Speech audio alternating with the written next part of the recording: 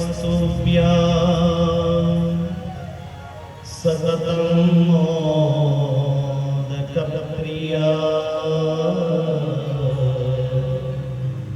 निर्विघ्नं कुरु मे देव सर्वकार्येषु सर्वदा प्रातः स्मरामि भवभीतिहरं सुरेशा गंगाधरं वृषभवाहनं विकेशं कटवां शूलवरदा भयहस्तमीशा संसारे रोगहर्मौ शतः द्वितीया गुरुर्ब्रह्मा गुरुर्विष्णु गुरुर्देवो महेश्वर गुरुर्साक्षात् परब्रह्मा तस्मै श्री गुरुवे नमः। तस्य सेवा प्रकुर्वीत यावज्जीवं स्वधर्मतः न फलार्थं न भोगार्थं न प्रतिष्ठा प्रसिद्ध्यते ध्याये नित्यं महेशं रजतगिरिनिवासं चारुचन्द्रावतंसा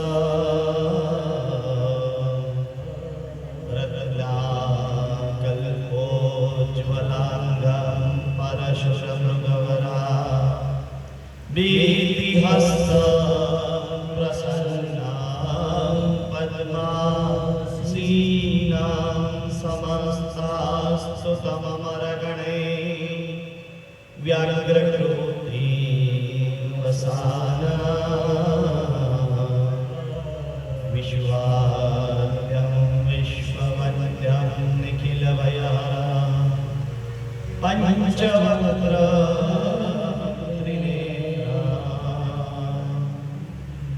वन्दे देवोमापतिं सुरगुरुं वन्दे जगत्कारणं वन्दे भक्तजनाश्रयं च वरदम् वन्दे शिवं शङ्करं वन्दे शिवं शङ्करं मनोजवं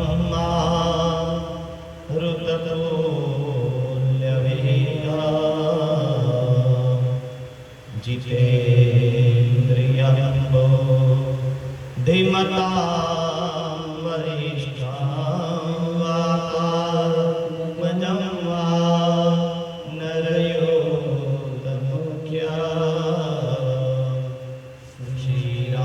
श्रीरामदूता शरणं प्रपद्ये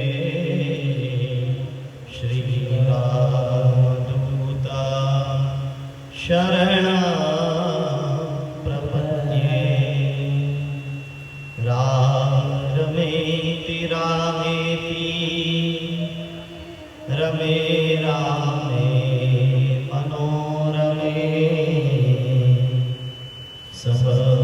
सहस्रनाम तत्तुल्य राम नाम वरा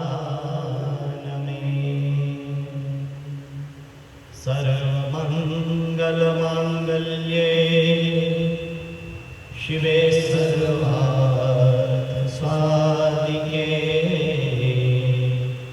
शरण्ये त्र्यंबके गौरी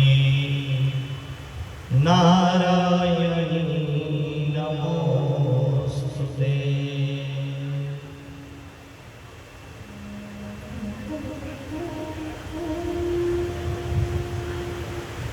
भगवान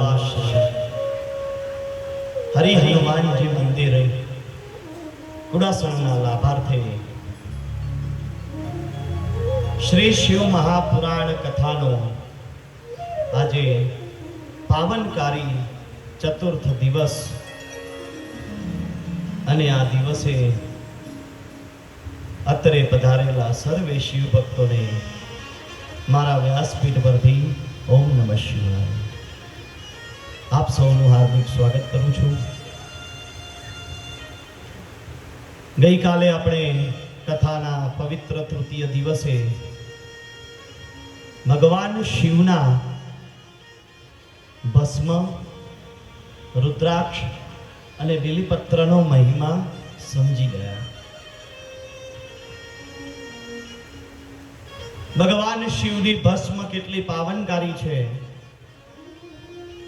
બીલીનું પત્ર, બીલીનું વૃક્ષ અને બીલીનું ફળ એ કેટલું ગુણકારી છે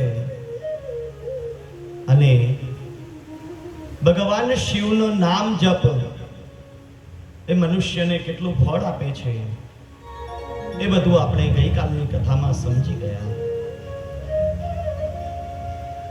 આજનો આ પાવનકારી ચતુર્થ દિવસ અને ચતુર્થ દિવસના પ્રારંભે આપણે સૌ શિવ મહાપુરાણની દ્વિતીય સંહિતા જેને રુદ્ર સંહિતાથી આપણે સૌ જાણીએ છીએ તેનો ગઈકાલે આપણે પ્રથમ સૃષ્ટિ ખંડ સમજી ચૂક્યા છીએ। હવે આજે તેનો દ્વિતીય ખંડ જેનું નામ છે પાર્વતી ખંડ, એ પાર્વતી ખંડમાં આપણે પ્રવેશ કરીશું।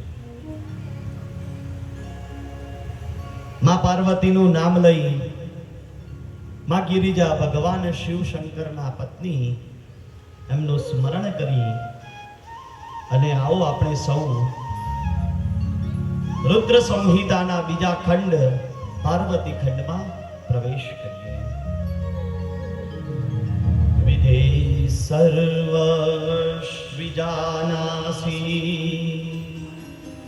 कृपया शंकरस्य च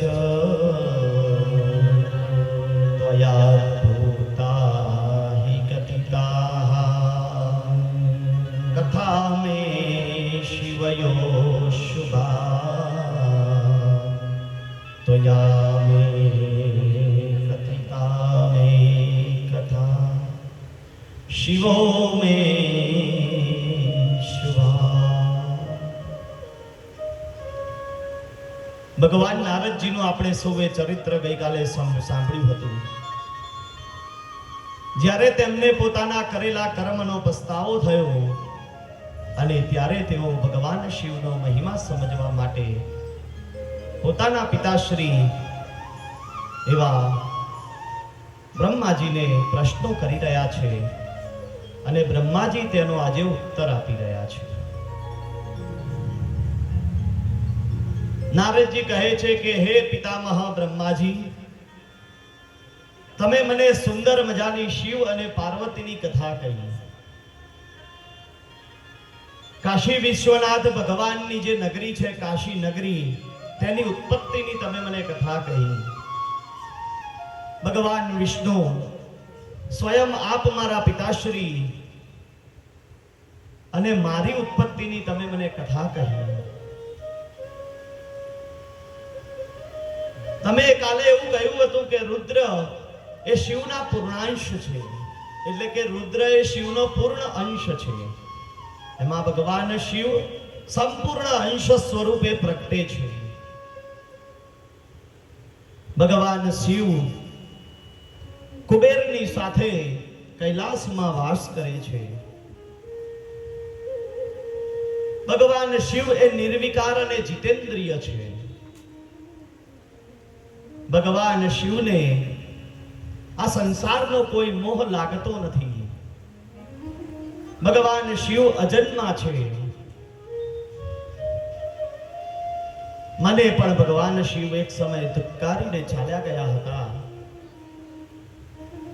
અને તેવે સમયે આપની જ કૃપાથી મને પુનઃ આપની સ્વયં નારાયણની અને ભગવાન શિવની ભક્તિ પ્રાપ્ત થઈ છે. હે પિતાપા, મારા પર તમે કૃપા કરો અને ભગવાન શિવના બીજા ગુણાનુવાદોનું કથન કરો. મારે ભગવાન શિવના બીજા ગુણાનુવાદ સાંભળવા છે. મારે ભગવાન શિવના ધર્મપત્ની એવા સતીજીના પ્રાગટ્યની કથા સાંભળવી છે. આ બધી વાત જે છે એ વાત સૂતજી પ્રયાગરાજ તીર્થમાં શૌનકાદી અગણિત ઋષિઓને કરી રહ્યા છે. આ શિવ કથા છે ને 3 જગ્યાએ અલગ અલગ આની અંદર મહાત્મ્ય બતાવવામાં આવ્યું એ પ્રમાણે ચાલે છે. ક્યાં ચાલે છે?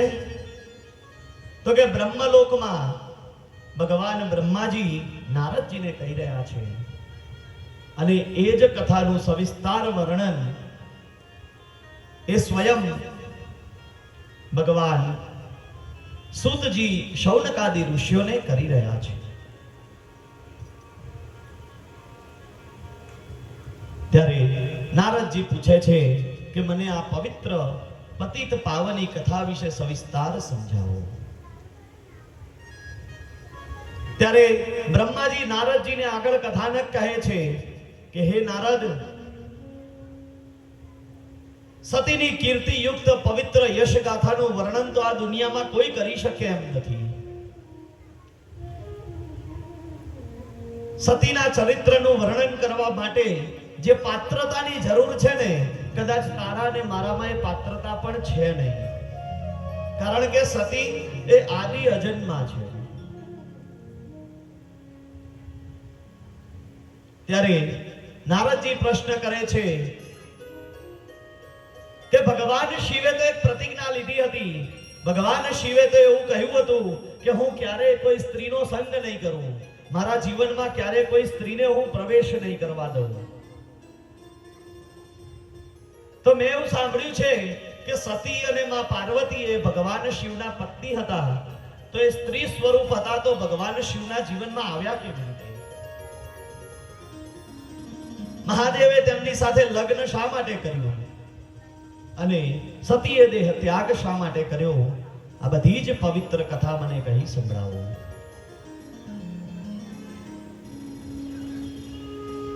પાર્વતીજી હતા એ સતીજીનું જ બીજું રૂપ હતા, બીજો જન્મ હતા. તેઓએ હિમાલયના ત્યાં પુત્રી તરીકે શા માટે અવતરણ લેવું પડ્યું? તેમણે એવા કયા કયા કર્મો કર્યા, કયા વ્રતો કર્યા જેનાથી તેમને મહાદેવ સ્વયં આજે પતિ તરીકે પ્રાપ્ત થયા છે? અને આ સતી હતા એ મુખ્યત્વે કોણ હતા? તે સર્વે કથા હું સાંભળવા ઈચ્છું છું. ત્યારે બ્રહ્માજી કહે છે કે નારદજી, તમે મને જે પ્રશ્નો કરો છો ને એના સવિસ્તાર ઉત્તર તો કોઈ આપી શકે એમ નથી, પરંતુ હું તમને ટૂંકમાં ઉત્તરો આપું છું.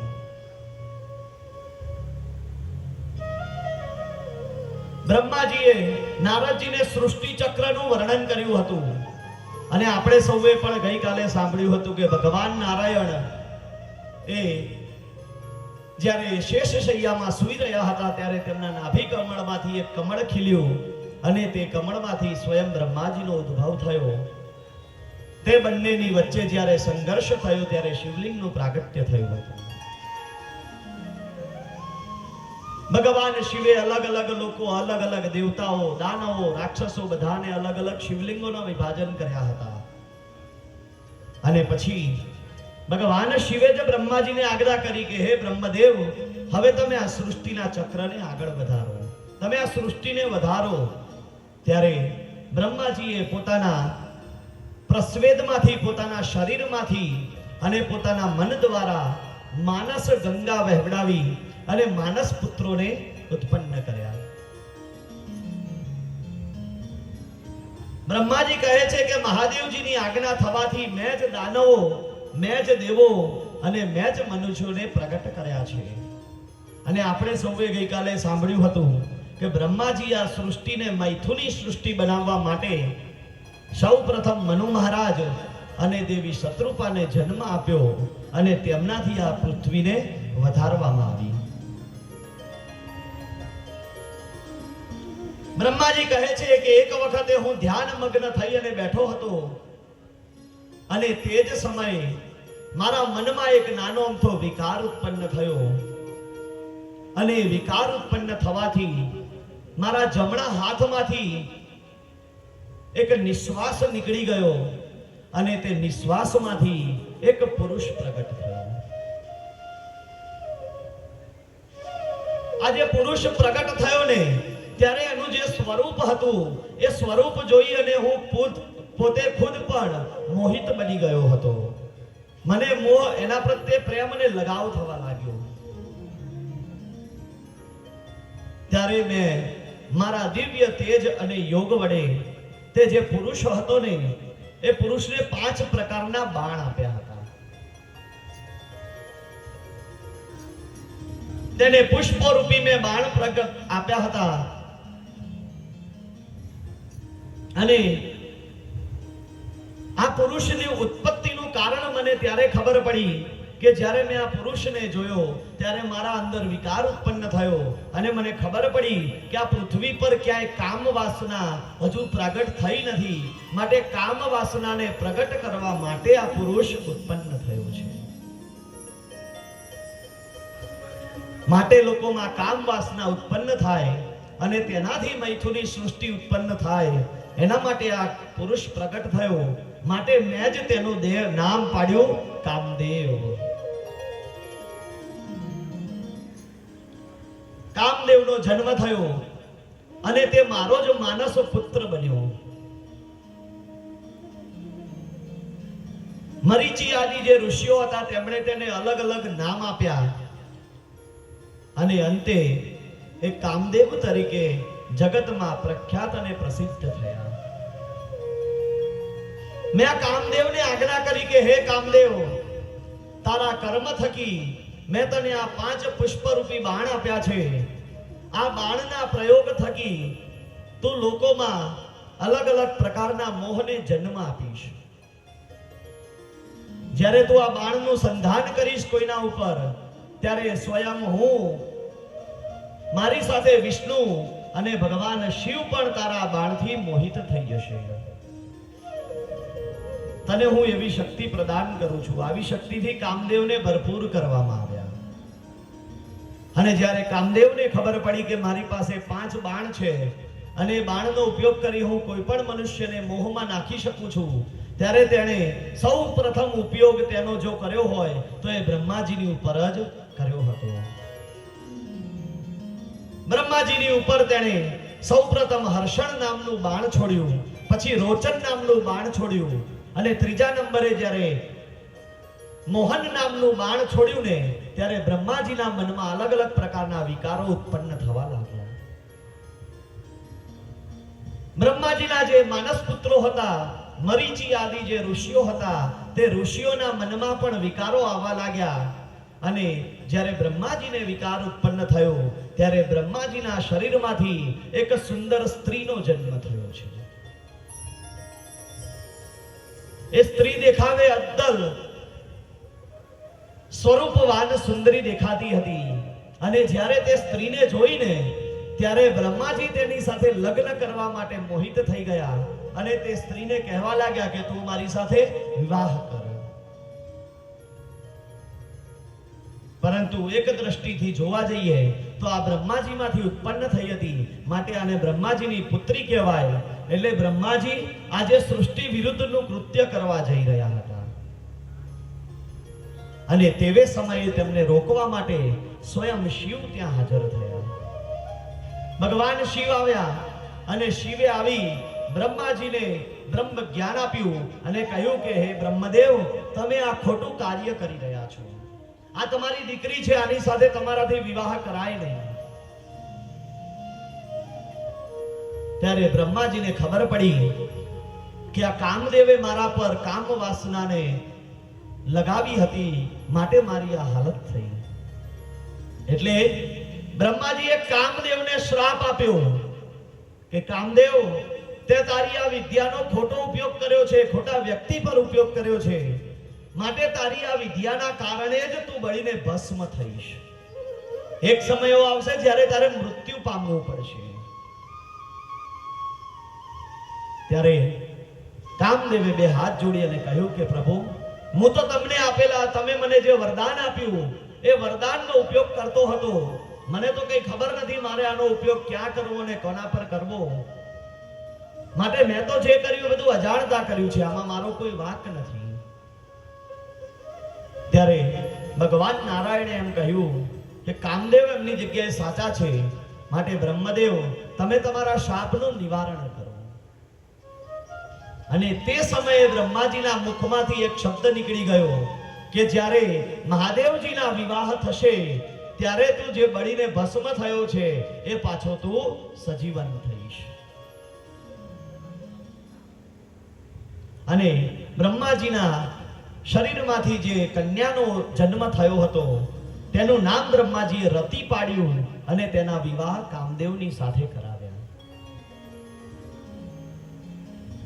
આ કામદેવની સાથે વિવાહ કરાવ્યા.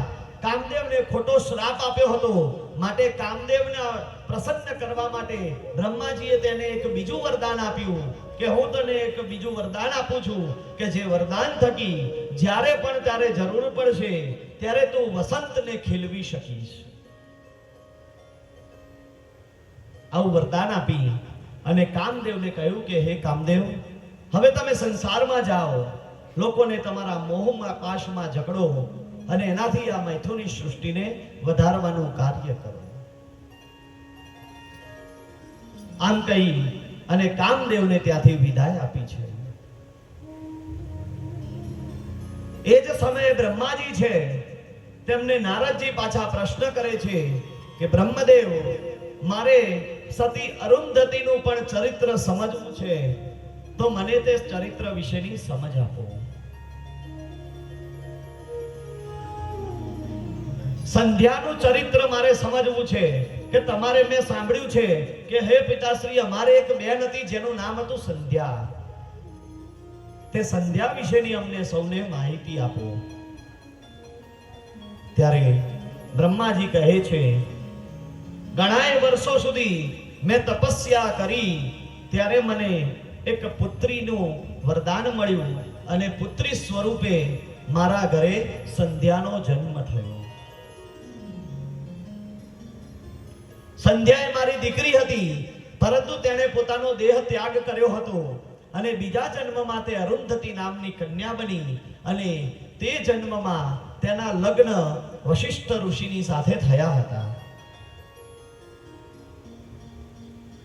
ત્યારે નારદજી પૂછે છે કે હે પિતાશ્રી, મને સંધ્યાનો સમગ્ર વૃત્તાંત કહો.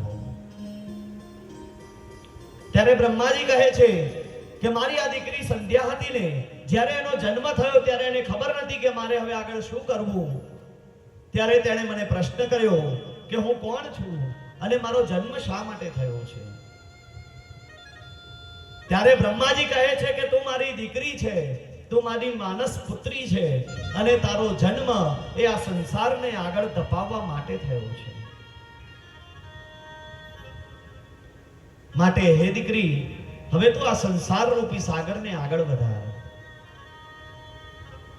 આમ કહી અને આ સંધ્યા પોતાના પિતાની આજ્ઞા લઈ અને આ સંસાર રૂપી મોહ માયામાં આવી ગઈ છે. પરંતુ તેને મોહ માયા જરા પણ સ્પર્શ કરી શકતી નથી, કારણ કે સ્વયં સતી હતી. અનેક વનમાં ફરતા ફરતા ફરતા એક સમય એક ઘાટ વનમાં તેણે પ્રવેશ કર્યો. ત્યાં બેઠી હતી અને વિચાર કરતી હતી કે મારે મારા જીવનનું શું કરવું, મને આ જીવન શા માટે મળ્યું છે, મને કાંઈ ખબર પડતી નથી. અને તે સમયે ભગવાન શિવે નારદજીને બોલાવી અને આજ્ઞા કરી હતી કે નારદ, તમે જાઓ અને આ અરુંધતી છે, જે સંધ્યા છે, તેને જઈ અને તપ કરવાની સંપૂર્ણ વિધિ કહો. પરંતુ એ પહેલા મેં તમને ગઈકાલે નારદજીનું ચરિત્ર કહ્યું હતું, એટલે નારદજી શિવની આજ્ઞાને ભૂલી ગયા હતા. માટે શિવે સ્વયં મેધા ઋષિને બોલાવ્યા હતા અને તેમને કહ્યું હતું કે તમે જાઓ અને આ અરુંધતી છે, જે સંધ્યા છે, તેને જઈ અને તપ કરવા માટેનું વિધાન સમજાવો. ત્યારે જ્યારે આ ગાઢવનમાં પહોંચી ત્યારે આ સંધ્યાને તપ વિશે સમજાવવા માટે મેધા ઋષિ પ્રગટ થયા. આવી અને તેમણે પૂછ્યું કે તમારું નામ શું છે? હે યુવાન સ્ત્રી, તમે કોણ છો? ત્યારે આણે કહ્યું કે હું બ્રહ્માની માનસ પુત્રી છું, મારું નામ સંધ્યા છે. મારે શું કરવું એની મને ખબર નથી. મારા પર જો તમે અનુગ્રહ કરો અને જો તમને કદાચ કંઈ ખબર હોય તો તમે કૃપા કરી કહો કે મારે શું કરવું જોઈએ. ત્યારે મેધા ઋષિએ કહ્યું કે દીકરી, તું તપ કર. પવિત્ર નદીના કિનારે બેસી અને મહાદેવજીનું તું તપ કર. અને તારા લેખ એવા લખાયા છે કે એક સમય આવશે અને સમય વિશે તારે મારા આશ્રમમાં આવવાનું છે, અને એ સમયે મારા આશ્રમમાં જ્યારે અગ્નિ પ્રજ્વલિત થયો હશે એ અગ્નિમાં તારે દેહ ત્યાગ કરવાનો છે, અને ભગવાન શિવની કૃપાથી તું બીજો જન્મ ધારણ કરીશ, અને એ સમયે તારા લગ્ન વશિષ્ઠ મુનિની સાથે થવાના છે. ત્યારે તે સંધ્યા છે તેને તપસ્યા શરૂ કરી અને આ મેધા ઋષિએ તેને એક મંત્ર આપ્યો હતો. એ મંત્ર હતો ઓમ નમઃ શિવાય. ઓમ થી પ્રણવ, ઓમના પ્રણવ સાથે સંપુટિત આ મંત્ર હતો. અને આ મંત્રનો જપ કરતા કરતા આ સંધ્યા હતી તે એક સમયે ભગવાન શિવ તેની સામે પ્રગટ થયા. શિવની પાસે તેણે વરદાન માંગ્યું કે હે પ્રભુ શિવ, તમે મને સદાય તમારી ભક્તિ મળે એવું વરદાન આપો. ત્યારે ભગવાન શિવ તેને તેની ભક્તિનું વરદાન આપી અને અંતર ધ્યાન થયા. ભગવાન શિવની ભક્તિ કરે છે અને જ્યારે અંત સમય આવ્યો ત્યારે ફરતી ફરતી તે મેધા ઋષિના આશ્રમમાં ગઈ. ત્યાં જઈ અને પ્રજ્વલિત અગ્નિ હતો તેમાં પોતાના શરીરને તેણે હોમી દીધું. અંત સમય થયો અને જે પ્રમાણે ઋષિએ કહ્યું હતું તે જ પ્રમાણે તેનો બીજો જન્મ થયો, અને આ જન્મમાં તેનું નામ અરુંધતી પાડવામાં આવ્યું. અરુંધતી છે એને પૂર્વ જન્મનું બધું યાદ હતું, માટે તે ભગવાન શિવનું આરાધન કરતી. અને એક સમય આવ્યો ત્યારે તેના લગ્ન એ વશિષ્ઠ મુનિની સાથે કરવામાં આવ્યા. વશિષ્ઠ મુનિની સાથે તેના લગ્ન થયા અને પછી તેણે પોતાનો સંસાર છે એ આ વશિષ્ઠ મુનિની સાથે સહવાસ ભોગવી અને તેણે આ પૃથ્વીને વધારવામાં પોતાનું યોગદાન અર્પણ કર્યું. આ પ્રમાણે સૃષ્ટિ વધતી ચાલી ગઈ અને એક વખતે ભગવાન શિવ સમાધિસ્થ અવસ્થામાં બેઠા હતા. તે સમયે બ્રહ્માજી બોલી ગયા હતા કે ભગવાન શિવના વિવાહ થવા જરૂરી છે. ત્યારે ભગવાન શિવના વિવાહ કરાવવા માટે બ્રહ્માજીએ ફરી પાછા કામદેવને બોલાવ્યા છે. કામદેવને બોલાવી અને કહ્યું કે હે કામદેવ, હવે સમય આવી ગયો છે, તમે કૈલાસ જાઓ, ત્યાં જઈ ભગવાન શિવને મોહ પાશમાં નાખો અને તેમના એક યોગ્ય સ્ત્રીની સાથે વિવાહ કરાવો. બ્રહ્માજીના કહેવાથી વસંતને પોતાની સાથે લઈ અને કામદેવ છે કૈલાસ ધામમાં આવ્યા. કૈલાસ ધામમાં આવી વસંતને આજ્ઞા કરી કે હવે તમે અહીંયા સોળે ખલાએ ખીલી જાઓ, ત્યારે વસંત છે તેમણે પોતાની કળાને ખીલવવાની શરૂ કરી. આખા એ કૈલાસ મંડળમાં જઈ અલગ અલગ પ્રકારના પુષ્પ ઉગવાની શરૂઆત થઈ ગઈ. અલગ અલગ પ્રકારની સુગંધીઓ વાવવાની ચાલુ થઈ ગઈ છે. અનેક પ્રકારની વેલીઓથી કૈલાસ ઢંકાઈ ગયો. અને તેવે સમયે આ કામદેવજી હતા, તેમણે પોતાનું સંમોહન બાણ ચડાવ્યું અને તેનો પ્રહાર ભગવાન શિવ પર કર્યો. પરંતુ ભગવાન શિવ તો અજન્મ હતા. ભગવાન શિવ પર આ સંમોહનનું કોઈ અસર થઈ નહીં. માટે આ કામદેવ હતાશ થઈ ગયા અને હતાશ થઈ પાછા બ્રહ્મલોકમાં આવ્યા. આવી અને બ્રહ્માજીને કહેવા લાગ્યા કે હે બ્રહ્મદેવ, તમે મને આજ્ઞા કરી હતી, પરંતુ હું તમારી આજ્ઞા પ્રમાણે ભગવાન શિવને મોહપાશમાં નાખી શક્યો નથી. મારા બાણોની તેમના પર કોઈ અસર થતી નથી. વસંતની સુગંધની તેમને કોઈ અસર થતી નથી. હે બ્રહ્મદેવ, મારાથી આ કાર્ય થઈ શકે તેમ નથી. અને તે જ સમયે બ્રહ્મલોકમાં સ્વયં ભગવાન વિષ્ણુ નારાયણ પ્રગટ થયા. અને નારાયણે બ્રહ્માજીને કહ્યું કે હે બ્રહ્મદેવ, તમે જેને મોહમાં નાખવાની ઈચ્છા રાખો છો ને, એની જ કૃપાથી આ કામદેવ પ્રગટ થયા છે. માટે કામદેવની તેના પર કોઈ અસર થશે નહીં. સદાશિવ પોતે તો આ સૃષ્ટિના રચનાકાર છે. તમારા અને મારા બંનેના આદિ પિતા છે. ભગવાન શિવની કૃપાથી અને ભગવાન શિવની આજ્ઞાથી તમે સૃષ્ટિનું સર્જન કરો છો અને હું સૃષ્ટિનું પાલન કરું છું. માટે ભગવાન શિવને મોહમાં નાખવા એ તમારા કે મારા વશની વાત નથી. આ બધા અર્થહીન અને નકામા વિચારોને તમે ત્યાગ કરો અને તમે સ્વયં ભગવાન શિવના શરણે જાઓ. તમારી એવી ઈચ્છા છે ને કે ભગવાન શિવ કોઈ સ્ત્રીનો સ્વીકાર કરે, તો હું તમને એનો એક ઉપાય બતાવું છું. જો તમે તે ઉપાય કરશો ને, તો જરૂરથી ભગવાન શિવ એ સ્ત્રીનો સ્વીકાર કરશે. ત્યારે બ્રહ્માજી કહે છે કે કૃપા કરી મને ઉપાય કહો. અને ત્યારે ભગવાન વિષ્ણુ કહે છે કે તમારા જ માનસ પુત્ર એવા દક્ષની પાસે તમે જાઓ અને દક્ષ રાજાને કહો કે તમે તપસ્યા કરો. તપસ્યા કરી અને ભગવાન શિવની પાસે વરદાન મંગાવડાવો કે મારા ત્યાં જે કોઈ પણ દીકરી જન્મ થાય તે દીકરીની સાથે તમે વિવાહ કરજો. આમ કહી અને ભગવાન વિષ્ણુ ત્યાંથી અંતર ધ્યાન થયા. ભગવાન ત્યાંથી અંતર થઈ ગયા, અંતર ધ્યાન થઈ ગયા. આ બાજુ થયું એવું કે જે વાત ભગવાન વિષ્ણુએ કહી હતી તેનો અપભ્રંશ થયો અને બ્રહ્માજીએ સાંભળવામાં ભૂલ કરી. શિવે કહ્યું હતું કે દક્ષને એવું કહેજો, વિષ્ણુએ એવું કહ્યું હતું કે દક્ષને એવું કહેજો કે તમે શિવની આરાધના કરો. અને બ્રહ્માજી એવું સાંભળ્યું કે તમે શિવાની આરાધના કરો. શિવ અને શિવામાં બહુ મોટો ફરક છે. શિવ એટલે ભગવાન શંકર છે અને શિવા કોણ છે? તો આદિશક્તિ માં જગદંબા છે.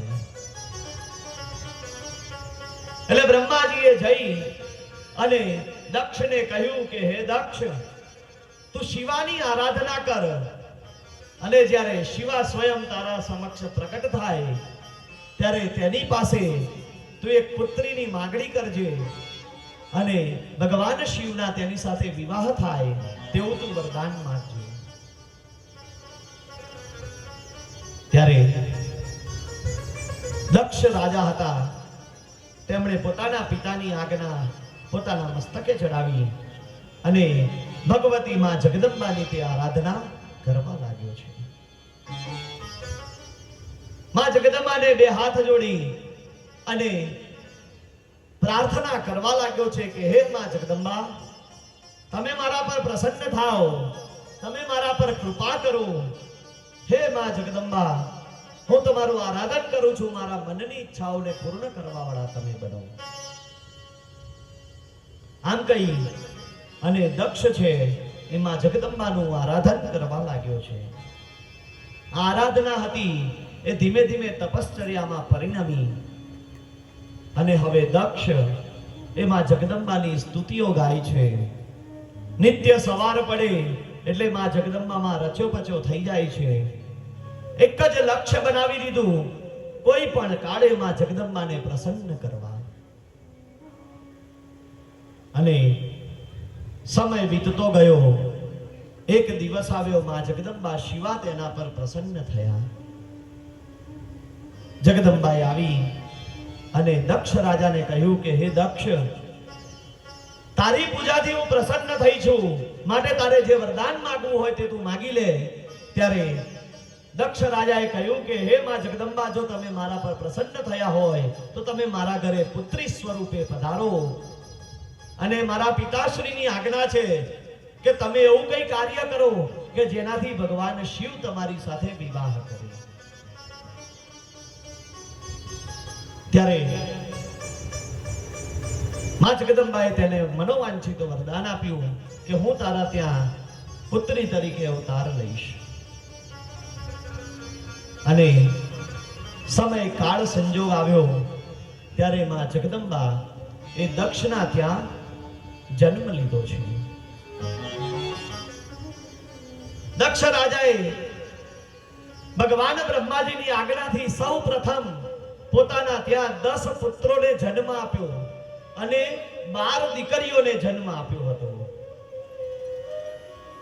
અને આ 12 દીકરીઓમાં સૌથી નાના એટલે કે છેલ્લા નંબરની જે દીકરી આવી તે દીકરીએ સ્વયં જગદંબા પ્રગટ થયા હતા. દક્ષના જે પુત્રોનો જન્મ થયો તે સમયે દક્ષે તે પુત્રોને પણ બ્રહ્માજીની જેવી આજ્ઞા કરી કે હે પુત્રો, તમે જાઓ અને સૃષ્ટિને વધારવાનું કાર્ય કરો. અને જ્યારે તેઓ સૃષ્ટિને વધારવા ગયા ત્યારે નારદજી તેમની પાસે આવ્યા અને આવી તેમને કહ્યું કે આ બધા મોહ માયામાં તમે પડશો નહીં અને મોક્ષના માર્ગે જાઓ. ત્યારે આ બધા પુત્રો હતા તેઓ નારાયણ સરોવર, જે આપણે અહીંયા કચ્છમાં છે, ત્યાં નારાયણ સરોવર આવ્યા અને ત્યાં તેમણે તે નારાયણ સરોવરમાં ઊભા રહી ભગવાન નારાયણની ભક્તિ કરી અને મોક્ષ તરફ ગયા. ત્યાર પછી દક્ષ રાજાએ ફરી પાછા પોતાના 60 દીકરાઓને જન્મ આપ્યો અને 60 દીકરાઓને આજ્ઞા કરી કે તમે હવે આ સૃષ્ટિનું સર્જન કરો. ત્યારે ફરી પાછા નારદજી આવ્યા અને આ 60 દીકરાઓને પણ મોક્ષના માર્ગે લઈ ગયા. અને જ્યારે દક્ષને ખબર પડી કે આ નારદ વારે ઘડી આવી અને મારા કાર્યમાં વિક્ષેપ આપે છે, ત્યારે દક્ષ ક્રોધાયમાન થયા અને નારદને તેમને શ્રાપ આપ્યો કે નારદ, તું આ કાર્યમાં વિઘ્ન બાધા રાખે છે, માટે હવે તને ક્યાંય સ્થિર સ્થાન નહીં મળે. તું હંમેશા જગતમાં ભ્રમણ કરતો રહીશ. આ પ્રમાણે નારદજીને શ્રાપ મળ્યો. નારદજીએ શ્રાપને પોતાના મસ્તક પર સ્વીકાર કર્યો છે. સમય કાળ વીત્યો અને દક્ષ રાજાના ત્યાં માં સતીનો જન્મ થયો. પોતાની જે દીકરીઓના જન્મ થયા ત્યારે દક્ષ રાજાએ પોતાની જે અલગ અલગ દીકરીઓ હતી એ અલગ અલગ ઋષિને આપી. સૌથી મોટી દીકરીઓ જે હતી તે દીકરી ધર્મ રાજાને પરણાવી. બીજી 3 દીકરીઓ હતી તે દીકરીઓના 3 ઋષિઓ અનુક્રમે કશ્યપ ઋષિ, ચંદ્ર નારાયણ અને અંગિરસ ઋષિને વણાવ્યા હતા. 2 પુત્રી હતી બીજી, તે 2 પુત્રીને અનુક્રમે કૃષાશ્વ અને ગરુડજીની સાથે વિવાહ કરાવ્યા. અને છેલ્લે આમાં સતી જે હતા માં જગદંબા, તેમના વિવાહ કરાવવા માટે આજે દક્ષ રાજા હતા તે એક ઉત્તમ વરને શોધી રહ્યા હતા. અને તેવા સમયે તેમને પોતાના પૂર્વના વરદાનનું ભાન થયું, આભાસ થયો અને ત્યારે તેમણે આ સતીને પ્રાર્થના કરી કે હે સતી, તું સ્વયં જગદંબા સ્વરૂપ છે અને વરદાન થકી તું મને પ્રાપ્ત થઈ છે. હવે તારું એક જ કાર્ય છે, તારે ભગવાન શંકરની સાથે વિવાહ કરવાના છે. માટે હવે તું શંકરની સાથે તારા વિવાહ થાય તેવું કોઈ કાર્ય કર. ત્યારે ભગવાન જગદંબામાં સતી હતા, તેમણે નંદાવ્રતની શરૂઆત કરી. ભગવાન શંકરને મેળવવા માટે નંદાવ્રત શરૂ કર્યું. આ નંદાવ્રત ક્યારે શરૂ કરી શકાય? બહેનો માટે ખાસ, જો શંકર જેવો પતિ જોઈતો હોય તો આ નંદાવ્રત કરવું જોઈએ. ક્યારે થાય? તો આસો મહિનાની પ્રથમા તિથિ આવે એટલે કે નવરાત્રીની એકમ આવે ને એ દિવસથી આ નંદાવ્રત શરૂ થાય. કેવી રીતે કરવું પડે? તો આસો મહિનાનું એકમ થી લઈ અને અમાસના દિવસ સુધી રોજ સવાર પડે એટલે ગોળ અને ઘી નાખી અને ભાત બનાવવા પડે. એ ભાત લઈ ભગવાન શિવના મંદિરે જવાનું અને ત્યાં ભગવાનને તેનો ભોગ લગાવી ભગવાનની આરાધના કરવી. આખો મહિનો ઘી ગોળ ને ભાત ખાઈને પસાર કરવો પડે. પછી આવે કયો? કાર્તક માસ આવે. એ કાર્તક માસમાં એકમ આવે એટલે દૂધપાક અને માલપુઆ બનાવી અને આખો મહિનો ભગવાન શિવને ધરાવી દૂધપાક અને માલપુઆ ખાઈ અને મહિનો પસાર કરવો પડે. આમાં જગદંબા છે તે પણ કાર્તક માસમાં દૂધપાક અને માલપુઆ ભગવાન શિવને અર્પણ કરે છે અને તે ખાઈ પોતાના મહિનો પસાર કરે છે. પછી આવે માગશર માસ. એ માગશર માસમાં જવની રોટલી બનાવવી પડે અને ભાત બનાવી રોટલી અને ભાત ભગવાન શિવને અર્પણ કરી અને આખો મહિનો પસાર કર્યો. પછી પોષ મહિનો આવ્યો ત્યારે માતાજીએ ખીચડી ખાઈ અને આખો મહિનો પૂર્ણ કર્યો છે. મહામાસ આવ્યો. આપણે બધા માઘ સ્નાન કરીએ છીએ ને, મહા મહિનાની અંદર ઠંડી કેટલી હોય? ભયંકર ઠંડી પડતી હોય. એ સમયે માં જગદંબાએ બીના વસ્ત્રે તળાવના કિનારે ઉભા રહી અને ભગવાન શિવનું આરાધન કર્યું છે. ફાગણ મહિનામાં બિલીના વૃક્ષ પરથી બિલાના ફળ તોડી લાવે, તેમાંથી રસ કાઢે અને ભગવાન શિવને અર્પણ કરે અને રસ પી આખો મહિનો પસાર કર્યો છે.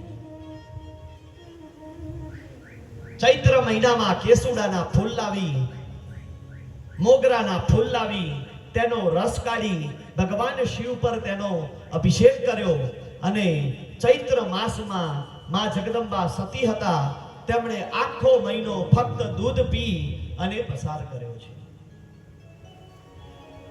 વૈશાખ મહિનામાં તલ અને જવ ભેગા કરી તેની રોટલી બનાવી ભગવાન શિવને અર્પણ કરી તે રોટલીની સાથે કાચા ફળ લઈ અને આખો મહિનો પસાર કર્યો. જેઠ મહિનો આવ્યો ત્યારે બોરિંગણાના પુષ્પ લાવી તે ભગવાન શિવને અર્પણ કર્યા અને તે મહિનો આખોય માતાજીએ ઉપવાસમાં વિતાવ્યો. પવિત્ર શ્રાવણ માસ આવ્યો ત્યારે માતાજીએ ભગવાન શિવને જનોઈ વસ્ત્ર અને અલંકાર અર્પણ કરી અને પોતાનું વ્રત પૂર્ણ કર્યું. અને અંતે જ્યારે ભાદ્રપદ માસ આવ્યો ત્યારે માતાજીએ ભાદ્રપદ માસમાં ભગવાન શિવને અલગ અલગ પુષ્પ અર્પણ કરી અને પ્રસન્ન કરવાના પ્રયત્નો કર્યા. જ્યારે આ રીતે આખું વર્ષ પૂર્ણ થઈ ગયું ત્યારે આ નંદા વ્રત પૂર્ણ થયું અને આ વ્રતના અંતે ભગવાન શિવને જ્યારે પ્રાર્થના કરી, ભગવાન શિવને જ્યારે નમસ્કાર કરી અને રોજ માં સતી છે એ ભગવાન શિવને પ્રાર્થના કરે છે કે હે પ્રભુ શિવ, હું તમારું આરાધન કરું છું, તમે મારા આરાધનથી પ્રસન્ન થાઓ, પ્રસન્ન થઈ અને મને વરદાન આપવા વાળા બનો. આમ વરદાન માંગતી અને રોજ ભગવાન શિવની કૃપા પ્રાપ્ત કરવા માટે આરાધન કરવા લાગી. નિત નવી માતાજી ભગવાનની સ્તુતિઓ કરે છે, ભગવાન શિવના પંચાક્ષર મંત્રનો જપ કરે છે. ભગવાન શિવને પ્રાર્થના કરતા કરતા રોજ બે હાથ જોડી અને એક જ વર માગે કે હે પ્રભુ શિવ, મારા પર તમે પ્રસન્ન થાઓ.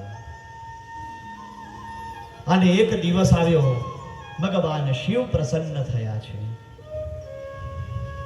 ભગવાન શિવ પ્રસન્ન થયા અને માં સતીને કહ્યું કે હું તમારી પૂજાથી પ્રસન્ન થયો છું, તમે મારી પાસે જે વરદાન માંગવું હોય તે માંગી લો. ત્યારે ભગવાન શિવ આજે સતીને વરદાન આપવા તૈયાર થયા. ત્યારે સતીએ વરદાન માંગ્યું કે હે પ્રભુ શિવ, તમે મારા સ્વામી સ્વરૂપે તમે મારો સ્વીકાર કરો, હું તમારી પત્ની થાઉં તેવું તમે મને વરદાન આપો. ત્યારે શિવે તેમને વરદાન તો આપ્યું, પણ જોડે એક શરત મૂકી. શું શરત મૂકી? કે હું તમારી સાથે વિવાહ ચોક્કસ કરીશ, પણ જે દિવસે તમારા મનમાં મારા સિવાય બીજા કોઈનો જો વિચાર પણ મનમાં આવ્યો તો એ દિવસે હું તમારો ત્યાગ કરીશ. આમ કહી ભગવાન અંતર ધ્યાન થયા, પોતાના ઘરે આવ્યા અને દક્ષ રાજાને માં સતીએ વરદાનની વાત કહી. અને તે સમયે દક્ષ રાજા બ્રહ્મલોકમાં જઈ પોતાના પિતાશ્રીને કહેવા લાગ્યા કે પિતાશ્રી, ભગવાન શિવે સતીને વરદાન આપી દીધું છે કે હું તમારો પતિ તરીકે તમારો સ્વીકાર કરીશ. ત્યારે હવે તમે કૈલાસ ધામ જાઓ અને ભગવાન શિવને મારી પુત્રીના વિવાહ માટેની વાત કરો. ત્યારે બ્રહ્માજી વિષ્ણુ ભગવાનને સાથે લઈ કૈલાસ ધામમાં આવ્યા. આવી અને શિવને સતીની સાથે વિવાહ કરવાની વાત કરી. અને ભગવાન શિવ રાજી થયા અને ભગવાન શિવે સતીની સાથે વિવાહ કર્યા છે. સતીની સાથે ભગવાન શિવના વિવાહ થયા. અને જ્યારે વિવાહ થયા ને તે સમયે ભગવાન શિવે સતીની સાથે વિવાહ ક્યાં કર્યા હતા? તો સરસ્વતી નદીના કિનારે વિવાહ કર્યા હતા. સરસ્વતી નદીના કાંઠા પર જઈ ભગવાન શિવ અને સતીના વિવાહ થયા.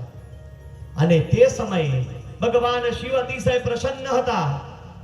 અને તે સમયે ભગવાન શિવે બ્રહ્મા વિષ્ણુ આદિ દેવોને કહ્યું કે હે દેવતાઓ, આજે હું પ્રસન્ન છું, તમારે મારી પાસેથી જે વરદાન માંગવું હોય તે તમે માંગી શકો છો.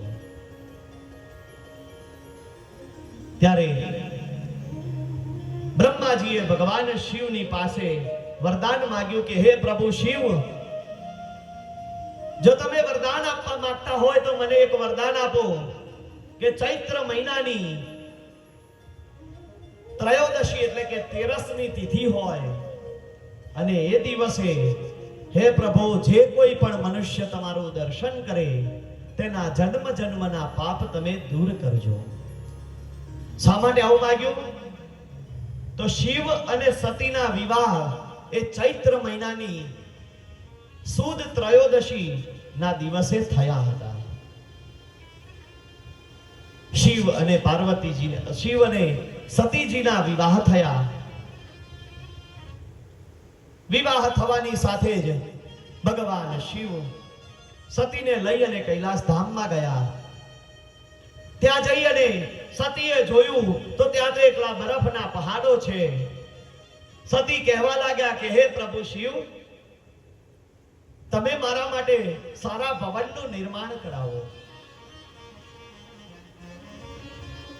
મને ગમે એવા અનેક પ્રકારના ફૂલો, અનેક પ્રકારની વેલા લતાઓ વગેરેનું સર્જન કરો. ત્યારે ભગવાન શિવે માં સતીની ઈચ્છાને પૂર્ણ કરવા માટે આજે કૈલાસના શિખરો હતા ને એ શિખરોમાં દિવ્ય મહેલ બનાવ્યો છે.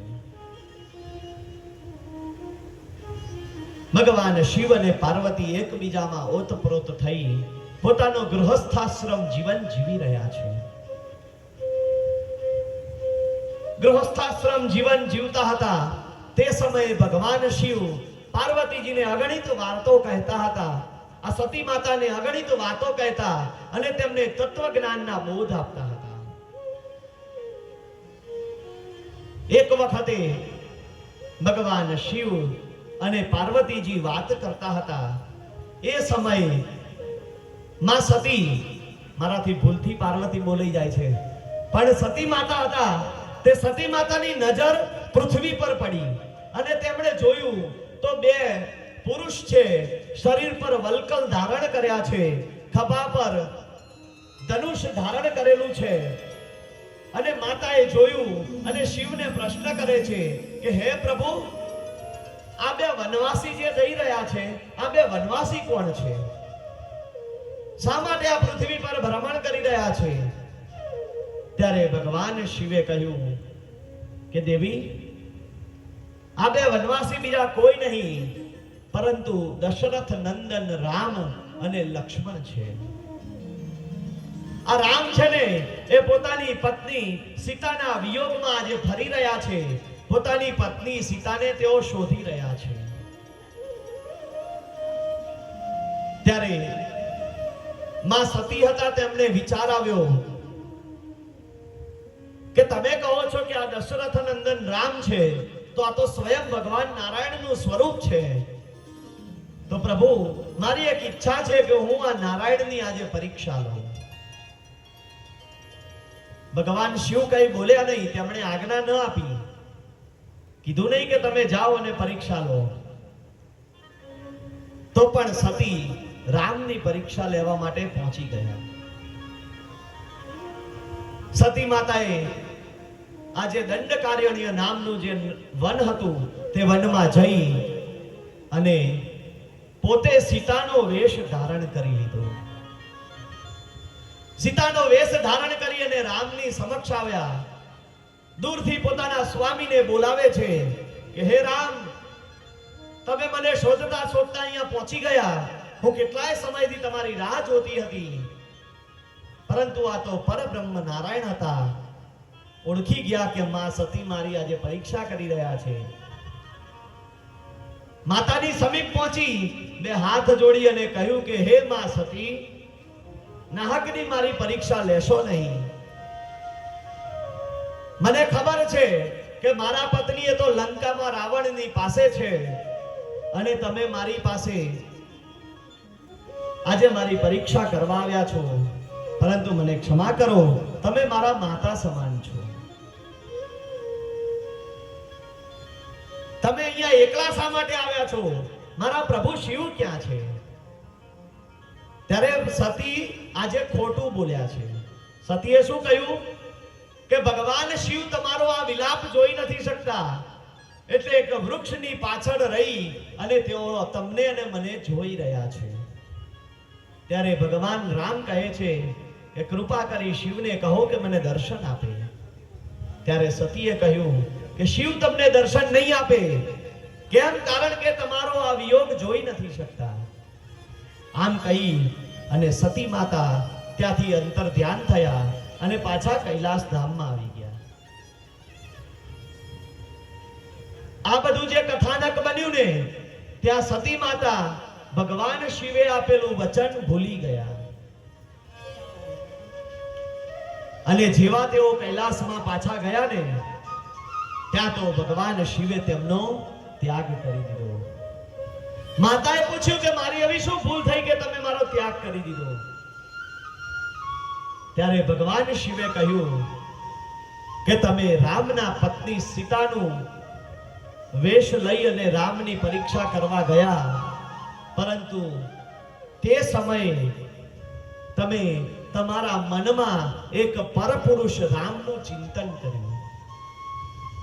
મેં તમને વચન આપ્યું હતું કે તમે જે દિવસે મને છોડી અને બીજા કોઈનું પણ જો ચિંતન કરશો તો હું તમારો ત્યાગ કરીશ, અને એ ભૂલના કારણે આજે હું તમારો ત્યાગ કરું છું. ત્યારે માં પાર્વતી છે, માં સતી છે, તેમને ખબર પડી, પોતાની ભૂલ સમજાઈ એટલે ભગવાન શિવને અલગ અલગ પ્રકારની વાર્તાઓ કરી, ભગવાન શિવને પોતાના વિશેની અલગ અલગ પ્રકારની વાત કહી અને તેમના પ્રત્યેની પોતાની નારાજગી છે તેને દૂર કરવાનો પ્રયાસ કરી રહ્યા છે. ભગવાન શિવને બે હાથ જોડી અને માં સતી કાલાવાલા કરે છે કે પ્રભુ મારી ભૂલ થઈ, તમે મને ક્ષમા કરો. હે પ્રભુ, મારી આ ભૂલને ક્ષમ્ય ગણી અને મુજ પામર પર તમે કૃપા કરો. હાથ જોડી અને શિવને કાળાવાલા કરે છે. સતી કહે છે, અમી ભરેલી નજરું રાખો, અમી ભરેલી નજરું રાખો, કૈલાસના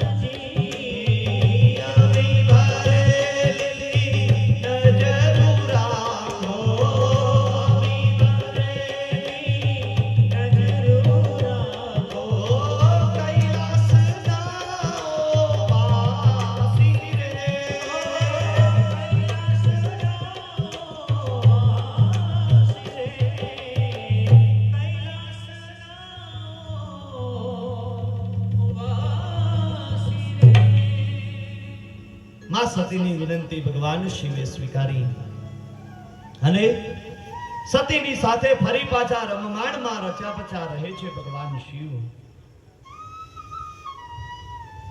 માં સતીનો ત્યાગ તો મનોમન કરી લીધો હતો, પરંતુ તેમનું મન રાખવા માટે આજે ભગવાન શિવ તેમની સાથે વિહાર કરે છે. એક વખતે દક્ષ રાજાએ પોતાના ત્યાં એક સભાનું આયોજન કર્યું અને તે સભામાં દરેક દેવતાઓ બ્રહ્મા, વિષ્ણુ, સ્વયં શિવને પણ બોલાવવામાં આવ્યા હતા અને બધા આવીને વિરાજિત થયા હતા. અને તે સમયે દક્ષ રાજાએ તે સભામાં પ્રવેશ કર્યો. ભગવાન શિવ, ભગવાન બ્રહ્માજી, દરેક દેવતાઓએ દક્ષ રાજાને મસ્તક નમાવી નમસ્કાર કર્યા. શા માટે? તો કે દક્ષ રાજા એ સમયે પ્રજાપતિ હતા, સમગ્ર ભૂમંડળના તેઓ રાજા હતા. પરંતુ ભગવાન શિવે તેમને નમસ્કાર પણ ન કર્યા, પોતાના સ્થળ પરથી તેઓ ઊભા પણ ન થયા. અને તે સમયે આ દક્ષ રાજાને અતિશય ક્રોધ ચડ્યો અને તે ક્રોધમાં ભગવાન શિવને જેમ ફાવે એમ બોલવા લાગ્યા.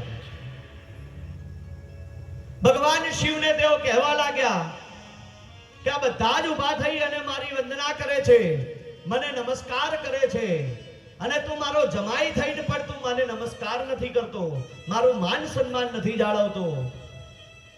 તું કેવો દેવ છે? લોકો તને મહાદેવ કહે છે, મને તો એ ખબર નથી પડતી કે તને લોકો મહાદેવ કેમ કહે છે.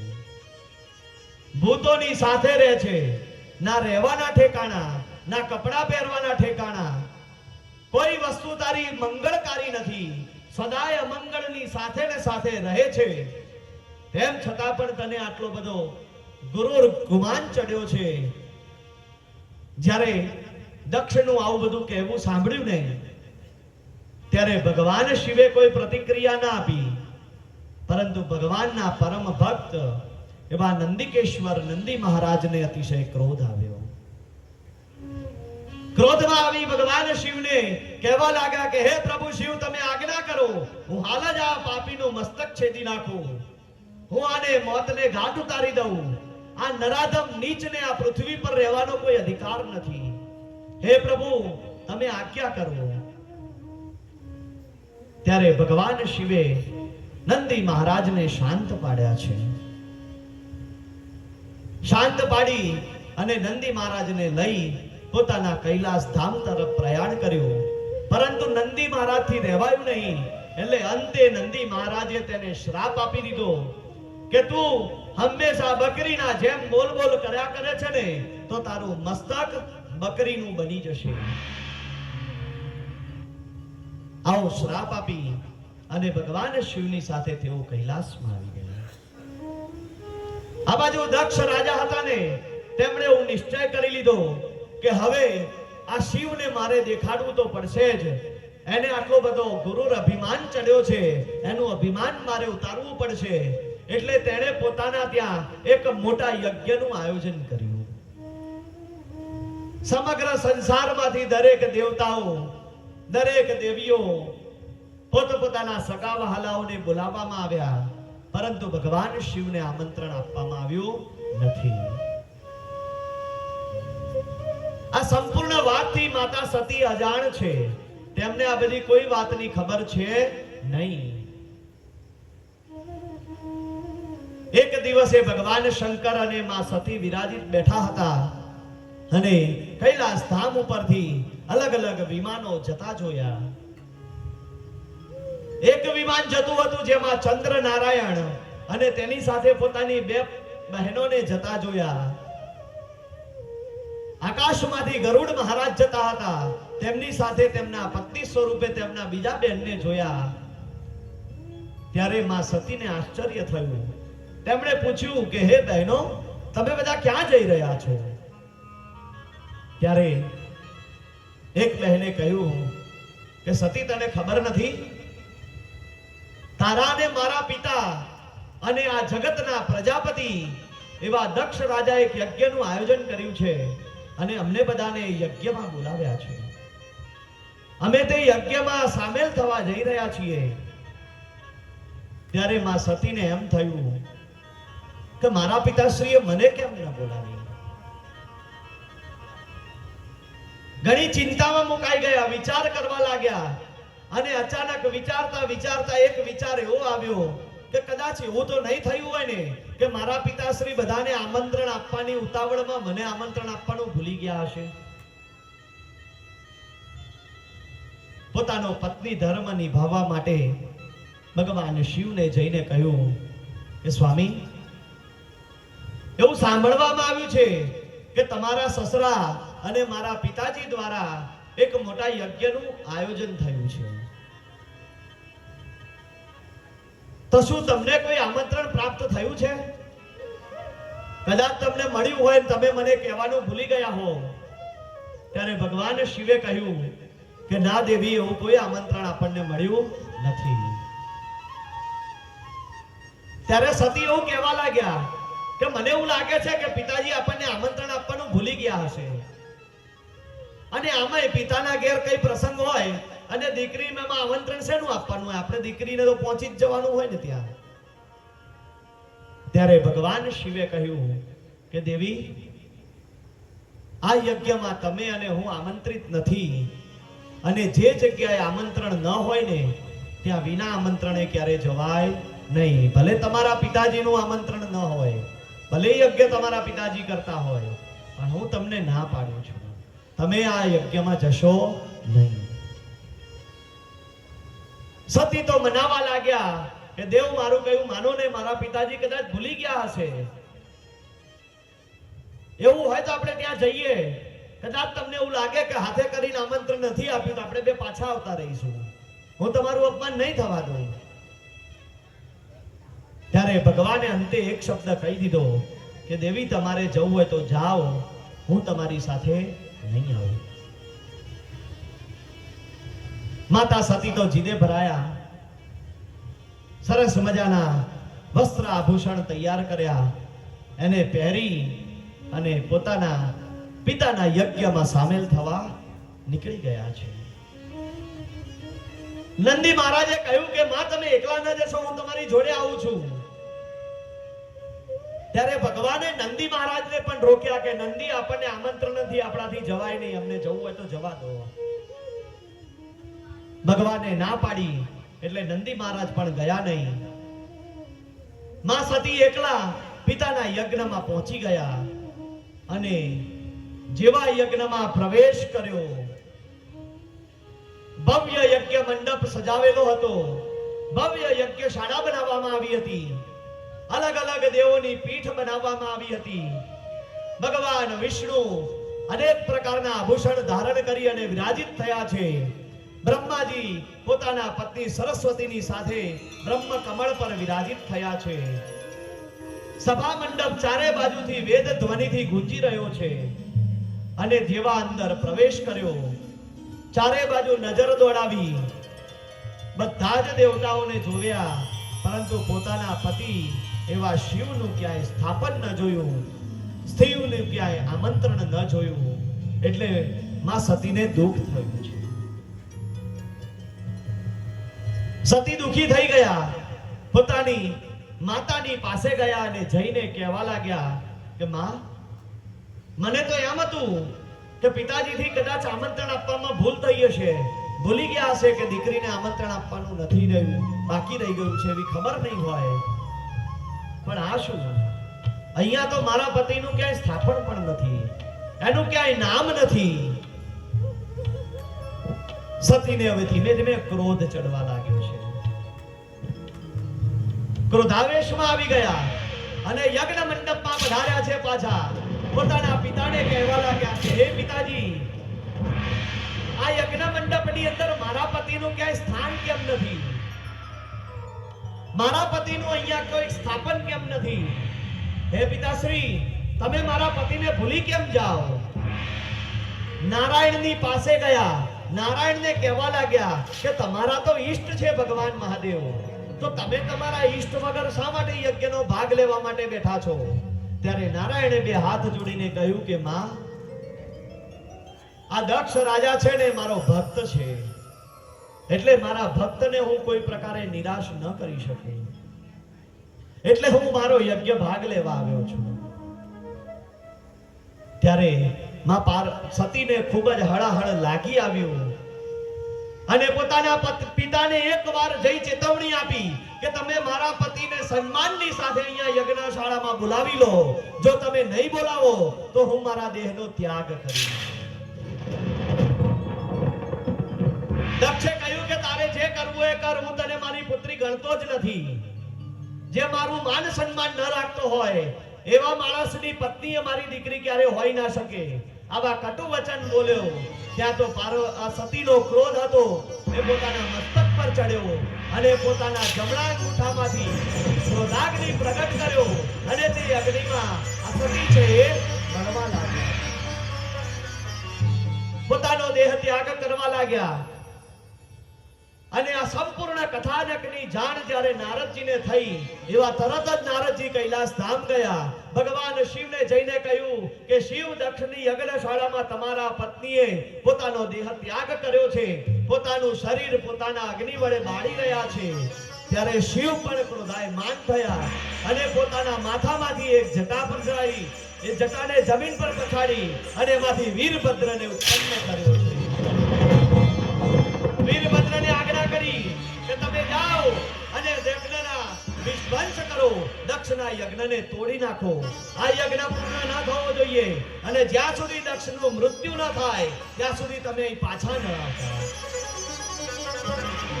જેવી આજ્ઞા થઈ એવો વીરભદ્ર તો પોતાનું સૈન્ય લઈ અને નીકળી પડ્યો છે.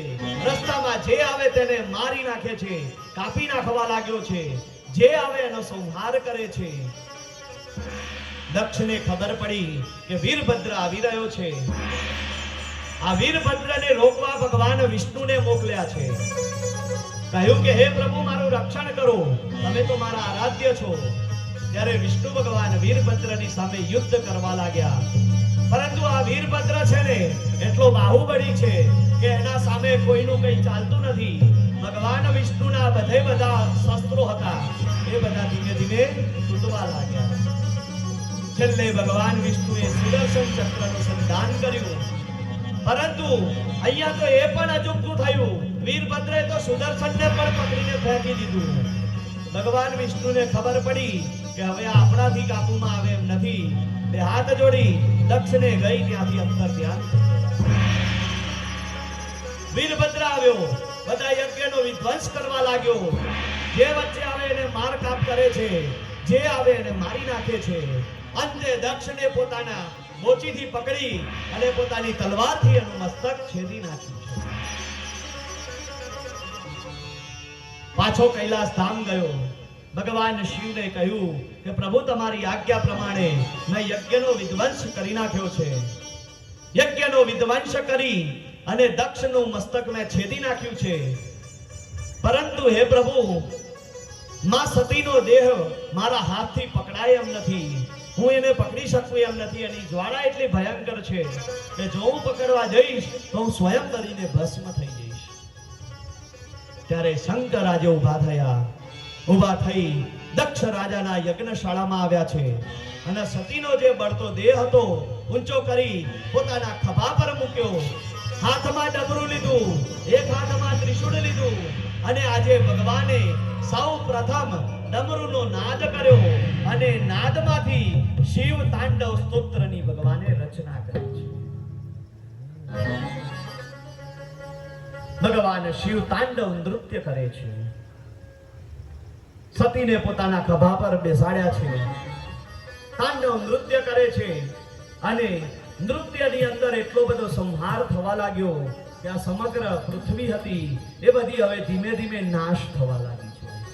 ભગવાનના જ્યાં પગ પડે, જેવા પગ પડે, ડમરુનો નાદ થાય, એનાથી આ સમગ્ર સંસારમાં ભય વ્યાપી ગયો છે. લોકો હવે ડરવા લાગ્યા છે, સમજી ગયા કે હવે આપણો વિનાશ નક્કી છે. ત્યારે ભગવાન શિવને મનાવવા માટે બ્રહ્માદિ દેવતાઓ ભેગા થઈ અને ભગવાન શિવના પ્રિય એવા તાંડવ સ્તોત્રનું ગાન કરે છે.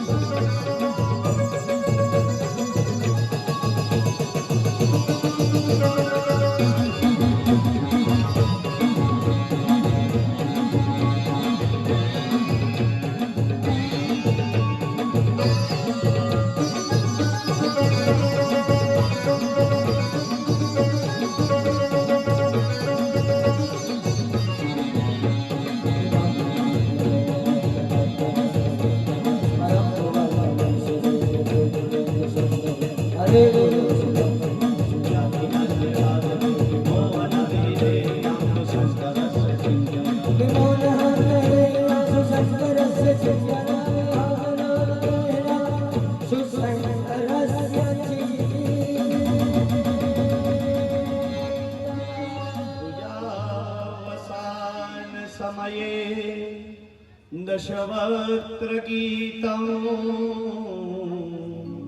यः शम्भुपूजन परं पठति प्रदोषे तस्य स्थिराय रथगजे रतुरङ्गयुक्ता लक्ष्मी सदैव सुमुखी प्रददाति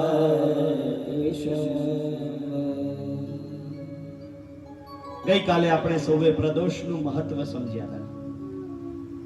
પ્રદોષ પૂજાનું શું મહત્વ છે એ આપણે સૌ સમજ્યા હતા.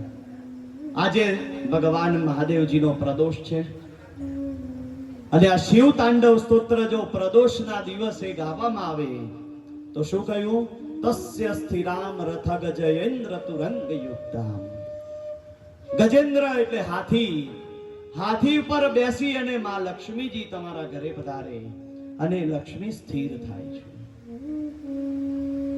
ભગવાન શિવ તાંડવ નૃત્ય કરી રહ્યા છે અને તે સમયે દરેક દેવતાઓ ભેગા થઈ અને વિષ્ણુ ભગવાનની પાસે ગયા. હે પ્રભુ, તમે ભગવાન શિવને શાંત કરો. એટલે ભગવાન વિષ્ણુએ પોતાના સુદર્શન ચક્ર દ્વારા માતાજીનું જે શરીર હતું એ શરીરના ટુકડા કર્યા અને એ ટુકડા જે જે જગ્યાએ પડ્યા એ જગ્યા પર માતાજીની શક્તિપીઠો ઉપસ્થિત થઈ. માં ભવાનીના સુદર્શન ચક્રએ 52 ટુકડા કર્યા હતા અને 52 ટુકડા જે જે જગ્યાએ પડ્યા એ 52 શક્તિપીઠો બની અને એ શક્તિપીઠોમાં જાઓ, ત્યાં દર્શન કરો એટલે માં સતીના દર્શનનું ફળ પ્રાપ્ત થાય અને ભગવાન શિવની અનુકંપા આપણા પર થાય છે. એવું કહેવાય છે કે માતાજીનું હૃદય એ આપણા અહીંયા અંબાજીમાં પડ્યું હતું. આપણા અહીંયા ગુજરાતની અંદર કુલ 3 શક્તિપીઠો આવેલી છે. એક અંબાજી છે. માતાજીના નયનનો જે ભાગ હતો એ ભાગ મહાકાળી માતા એટલે કે પાવાગઢમાં પડેલો છે અને માતાજીનો જમણો હાથ એ બહુચરાજીમાં પડ્યો. એ બહુચરાજીની પણ શક્તિપીઠ છે. 52 શક્તિપીઠોમાંથી ટોટલ 44 શક્તિપીઠો આપણા ભારત વર્ષમાં છે, ભારતમાં છે. બીજી શક્તિપીઠો એક પાકિસ્તાનમાં છે, 2 નેપાળમાં છે, 1 ભૂટાનમાં છે અને બીજી 3 શક્તિપીઠ છે એ બાંગ્લાદેશમાં છે. કુલ 52 શક્તિપીઠો થઈ અને તે શક્તિપીઠમાં જો આપણે દર્શન કરવા જઈએ તો ત્યાં એક બહુ સારી વસ્તુ છે. દરેક શક્તિપીઠમાં એક વસ્તુ પૂજાય છે. શું પૂજાય છે ખબર છે? ત્યાં શેની પૂજા થાય છે? અંબાજી જાઓ તો ત્યાં માતાજીની મૂર્તિ મોટી છે કે વાઘ મોટો છે માતાજીનો? હે, દર્શન કર્યા છે ને? દર્શનનો મહિમા કીધો. કેવી રીતે દર્શન થાય ખબર છે બધા? યાદ છે ને? પહેલા દિવસે કીધું તું. તો ત્યાં મૂર્તિના દર્શન કર્યા છે માતાજીના? વાઘના દર્શન કર્યા છે? તો મોટું શું છે કહો? બોલો જોરથી, માઈક મોકલાવ. વાઘ મોટો છે.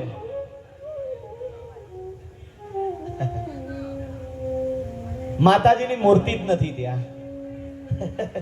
ત્યાં મૂર્તિ નથી, ત્યાં યંત્ર છે. યંત્રને એવું સજાવવામાં આવે છે કે આપણે બધાને મૂર્તિ લાગે. માતાજીના વિષાયંત્રની પૂજા કરવામાં આવે છે અંબાજીમાં.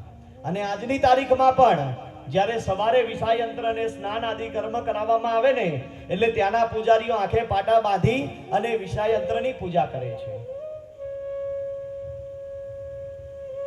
એટલે દરેક શક્તિપીઠમાં માતાજીની યંત્ર શક્તિની પૂજા થાય છે.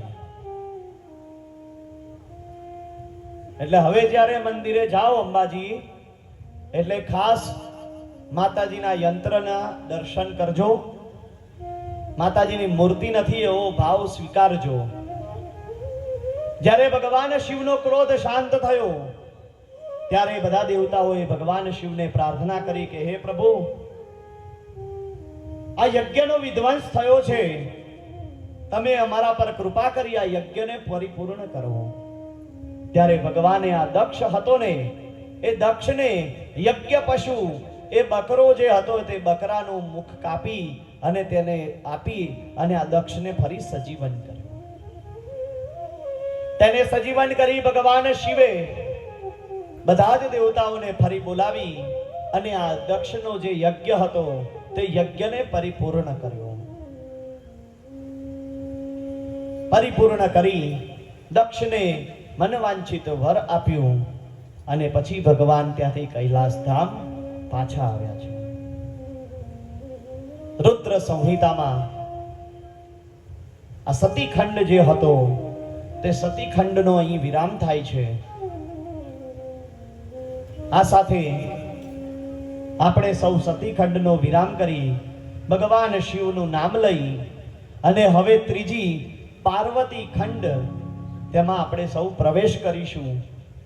આવો આપણે સૌ ભેગા થઈ ભગવાન શિવનો જય જયકાર કરી અને રુદ્ર સંહિતાની ત્રીજો ખંડ એવા પાર્વતી ખંડમાં પ્રવેશ કરીએ. બોલો શ્રી પીપળેશ્વર મહાદેવ કી જય.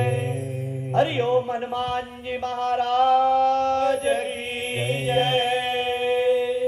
ઓમ નમઃ પાર્વતી પતય.